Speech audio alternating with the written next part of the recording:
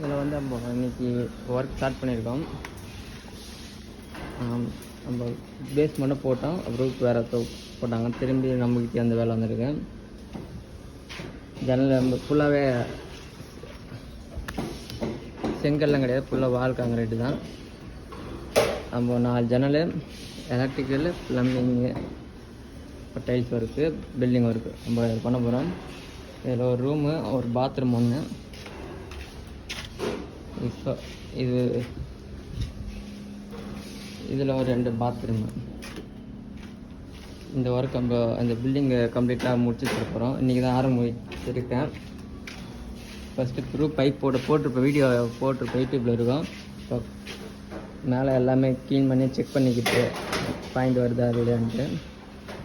next இது solar water